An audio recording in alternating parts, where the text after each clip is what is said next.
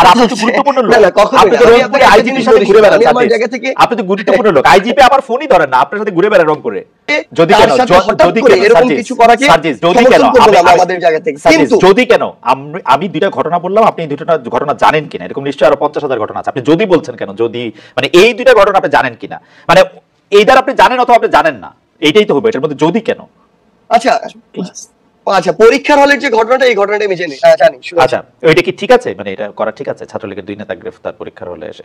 না, এটার আনসারটাই তো আমি আপনাকে বললাম, যে তার বিরুদ্ধে যদি সেরকম অভিযোগ থাকে, এরকম বর্বরতা, নির্যাতন, নৃশংসের সাথে যুক্ত হওয়ার যদি তার বিরুদ্ধে এই অভিযোগই থাকে, এটি তো আমি জানি না অভিযোগটি আছে কিনা, সেটি খতিয়ে দেখার সুযোগটি আসলে আমার হয়নি। যদি থাকে তাহলে তাকে গ্রেফতার করতে পারে যে কোনো জায়গা থেকে, যদি না থাকে তাহলে যে কোনো জায়গা থেকে, ইভেন বাড়ি থেকে নিয়ে যেতে পারে না। আমি তো জানি না যে আছে কিনা, আপনার কাছে তাহলে তো আমি আপনাকে ডিসিশন দিতে পারবো। আচ্ছা আচ্ছা, আপনি জানেন না আছে কিনা। আমার তো ধারণা যে ছাত্রলীগের যে 2 নেতার কথা বলা হচ্ছে তাদেরকে আপনি চেনেন, থাকলে নিশ্চয়ই আপনি বলতেন, আমার ধারণা। বিকজ গত 8-10 বছরে যা কিছু হয়েছে, 17 সালের থেকে যদি আপনি ঢাকা বিশ্ববিদ্যালয়ে থাকেন, 17 সালের পর থেকে যদি আপনি ছাত্রলীগের রাজনীতিতে থাকেন, আপনি যদি আসলে ছাত্র প্রতিনিধি হয়ে থাকেন, আমার ধারণা গত 6-7 বছরে যা কিছু হয়েছে ঢাকা ইউনিভার্সিটিতে আপনি জানেন। আমার একটা ধারণা ছিল সার্জিস, যে 2 নেতা গ্রেফতার হয়েছে, সেই 2 নেতা আপনার পরামর্শে, উপদেশে বা কথাতেই গ্রেফতার হয়েছে, এটা আমার একটা ধারণা ছিল যে এই 2 নেতা দুষ্ট, এটাকে গ্রেফতার করেন।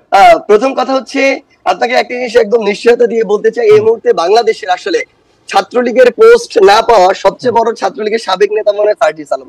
কারণ আপনি আমার পুরো এই বিশ্ববিদ্যালয়ের মানে যদি জার্নিটা দেখেন, কোথাও আমার কোনো বলি বিশ্ববিদ্যালয় আপনার খুব থাকতে পারে, সেজন্যই তো আপনার খুব থাকতে পারে, সেজন্যই তো আপনার খুব থাকতে পারে।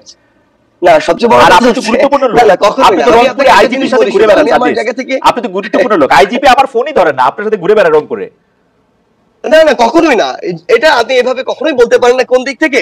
সেটি হচ্ছে, আমি সেখানে ফারজিস আলম বৈষম্যবিরোধী ছাত্র আন্দোলনের সমন্বয়ক হিসেবে যাইনি, আমি জুলাই শহীদ স্মৃতি ফাউন্ডেশনের সেক্রেটারি হিসেবে গিয়েছি, কারণ তারা সেই জায়গায় শহীদ পরিবার এবং আহতদেরকে ফান্ড দেওয়ার যে প্রোগ্রামটি, সেই প্রোগ্রামে গিয়েছে। তারা সেখানে আমার শহীদ বীর ভাই তারা আবু সাইদের বাসায় গিয়েছে, এর বাইরে তারা কিন্তু আরো একাধিক প্রোগ্রাম করেছে, তার কোনোটিতেই কিন্তু আমি যাইনি। তো আপনি এটি কখনো বলতে পারবেন না যে আমি আইজিপির সাথে ঘুরে বেড়াই, ক্লিয়ার কথা। আরেকটি কথা হচ্ছে, আপনি এর আগে যেটি বলেছেন, আমি আপনাকে বলি, মহিউদ্দিন ভাই, আমি একটা জিনিস আপনাকে বলতে চাই, সেটা হচ্ছে এর আগে যেটি বলেছেন, এই যে 2 জন যাদেরকে আপনি বললেন গ্রেফতার করা হয়েছে, আমি একজনটা শুনেছি, আরেকজনটা শুনিনি, হয়তো আমার চোখে পড়েনি, কিন্তু এই বিশ্ববিদ্যালয়ে কিংবা আমি যাদেরকে প্রমিনেন্টলি সেন্ট্রালে ছিল, যাদেরকে চিনি, এরকম অন্তত আমি 50 জনের কথা বলতে পারবো, যারা সরাসরি এই অত্যাচার কিংবা নির্যাতন বা 15 তারিখে আমাদের সাথে যা হয়েছে, 16 তারিখে এগুলোর সাথে সরাসরি জড়িত, তাদের সাথে তাদের বিরুদ্ধে বিভিন্ন জায়গায় মামলা হয়েছে। তো যদি আমার জায়গা থেকে আমি সরাসরি এরকম বাই নেমে বলতাম, হয়তো তাদেরটা আগে আসতো, কারণ আমাদের চোখের সামনে এটি করা হয়েছে। হ্যাঁ, তাদের বিরুদ্ধে মামলা হয়েছে, পুলিশ প্রশাসন তাদের তদন্ত সাপেক্ষে তাদেরকে গ্রেফতার করবে, ব্যবস্থা নিবে।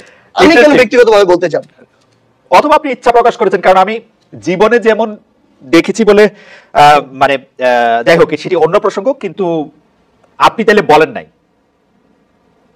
ব্যাপারটা তো এরকমই, তাদের 2 জনের ক্ষেত্রে। না, আপনার আসলে ঠিক আছে, আমি এইটাই বুঝলাম। আচ্ছা, মহিউদ্দিন ভাই, মহিউদ্দিন ভাই, আপনাকে এখানে একটা ছোট আর্গুমেন্ট দেই, দেখেন আপনি যে এটা রিলেট করতে পারবেন। আর্গুমেন্টটা আমাকে শুধুমাত্র ধরেন, না আর্গুমেন্ট একটা ছোট জাস্ট ইনসাইট, সেটা হচ্ছে যে মনে করেন আমাকে শুধু পোস্টটা দেয় না, এই কারণে যদি আমার রাগ খুব এরকম হয় যে আমি তাদেরকে ধরিয়ে দিব, তাহলে যাদের উপরে ভিন্ন রাজনৈতিক মতাদর্শের কারণে এরকম অত্যাচার হয়েছে, নির্যাতন হয়েছে, হামলা হয়েছে, মামলা হয়েছে, আমাদের আসিফ তাদের জেল কেটেছে, তাদের কি পরিমাণ ক্ষোভ থাকার কথা? অবশ্যই ক্ষোভ থাকার কথা।